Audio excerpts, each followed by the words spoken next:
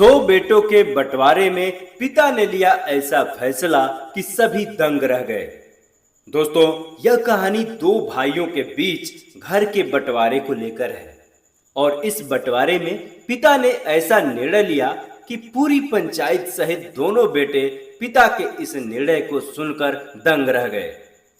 आप सभी से मेरी एक गुजारिश रहेगी कि इस कहानी को सुनने के बाद आप अपने विचार कमेंट सेक्शन में निश्चित रूप से कमेंट कर बताइएगा कि इस कहानी में जो पिता का निर्णय था आप उसे सही मानते हैं या गलत। मुझे आपके प्यारे से कमेंट का इंतजार रहेगा।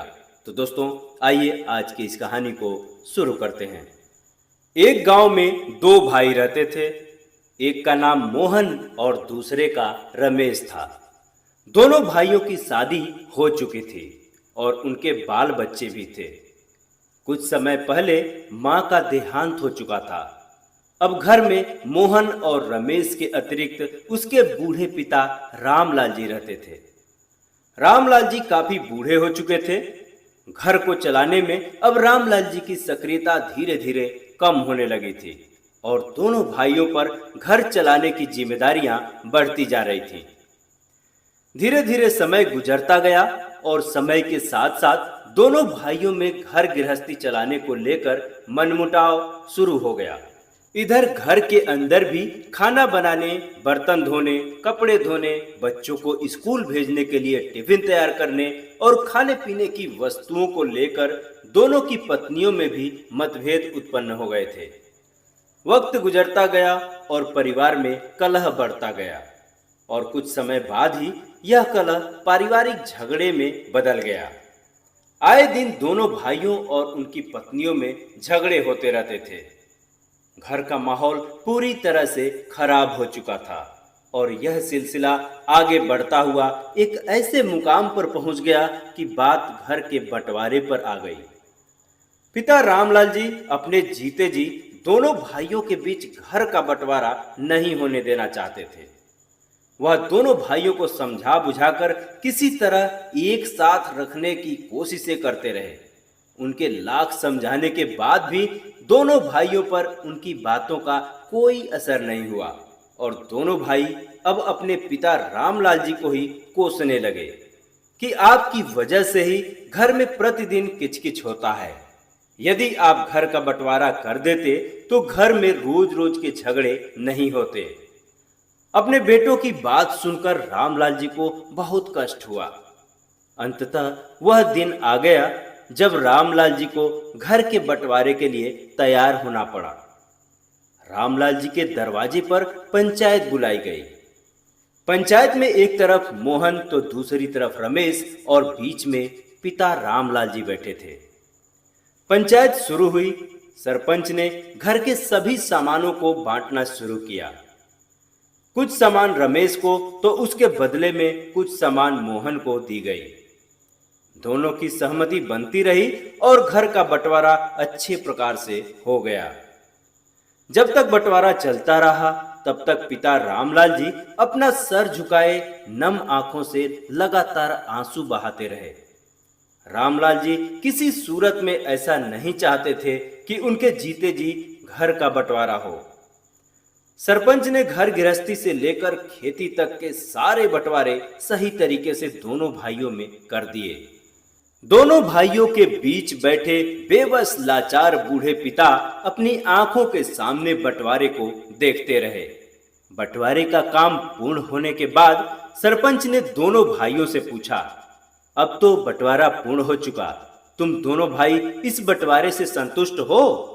दोनों भाइयों ने हामी भरते हुए सरपंच से कहा, जी सरपंच जी, हम लोग पूरी तरह संतुष्ट हैं। फिर सरपंच ने कहा, एक सबसे बड़ा बंटवारा जो अभी बाकी रह गया है। सभी लोग सरपंच की तरफ आश्चर्य भरी निगाहों से देखने लगे कि आखिर अब कौन सा बंटवारा बचा हुआ है। कुछ ही क्षणों बाद सरपंच ने दोनों भाइयों से पूछा, अब तुम दोनों यह बताओ कि तुम्हारे पिताजी किसके साथ रहेंगे? दोनों भाइयों ने एक स्वर में तत्काल जवाब दिया, इसमें कौन सी बड़ी बात है सरपंच जी, इनका बंटवारा तो बहुत ही आसान है। ये वर्ष में 6 महीने एक भाई के पास रहेंगे और 6 महीने दूसरे के पास। सरपंच सहित पंचायत के सभी लोगों को बेटों की ये बातें उपयुक्त लगी और पंचायत ने इसी निर्णय को सही बताया। लेकिन पिता रामलाल जी को बेटों की ये बातें एक चिंगारी की तरह लगी। उनके अंदर क्रोध की ज्वाला भड़क उठी। क्रोध की अग्नि में उनकी आंखों के आंसू सूख गए। उन्होंने अपनी जगह से उठते हुए भरी पंचायत में तेज आवाज में कहा, शर्म करो मेरी औलादों, कितने कष्ट उठाकर तुम दोनों को मैंने पाला पोसा, पढ़ा लिखा कर बड़ा किया, अपने हिस्से की खुशियों को तुम्हें दिया और अपने लिए दुखों को हंसते हुए गले लगा लिया ताकि तुम्हें खुशी दे सकूं, और आज तुम दोनों मेरा ही बंटवारा कर रहे हो। यह कहते हुए रामलाल जी फूट फूट कर रो पड़े। कुछ क्षणों बाद ही रामलाल जी ने एक गहरी सांस ली और सरपंच से कहा, सरपंच जी, मेरे बंटवारे की आवश्यकता नहीं है, यह घर मेरा है। इस घर को बनवाने में मैंने अपने खून पसीने की कमाई को लगाया है। अब मेरा फैसला यही है कि मैं इसी घर में रहूंगा। मैं भला अपने बेटों के पास 6-6 महीने रहने क्यों जाऊंगा? अब ये दोनों भाई आपस में फैसला कर लें। इन दोनों भाइयों को अपने घर में मैं बारी बारी से 6-6 महीने रखूंगा। ऐसे में 6 महीने के लिए किसी एक भाई को बाहर जाना पड़ेगा। बाहर रहने के लिए ये दोनों भाई अपनी व्यवस्था कर लें। बूढ़े पिता की ऐसी बात सुनकर सभी लोग दंग रह गए।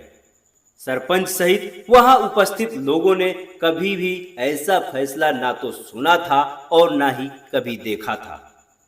पिता के इस फैसले को सुनकर दोनों बेटों के चेहरे से तोते उड़ गए। तो दोस्तों, जैसा कि मैंने कहानी की शुरुआत में भी आपसे कहा था कि एक प्यारा सा कमेंट करके अपने सुझाव अवश्य दीजिएगा कि इस कहानी में रामलाल जी ने एक पिता के तौर पर जो फैसला लिया वह आपको गलत लगा या सही। हमें आपके कमेंट का इंतजार रहेगा। कहानी अच्छी लगी हो तो एक लाइक कर दीजिएगा, चैनल को सब्सक्राइब करके मेरा मनोबल बढ़ाइएगा ताकि मैं एक से बढ़कर एक कहानियां आपको इस चैनल पर देता रहूं। मिलते हैं दोस्तों नेक्स्ट वीडियो में किसी नई कहानी के साथ। तब तक के लिए नमस्कार।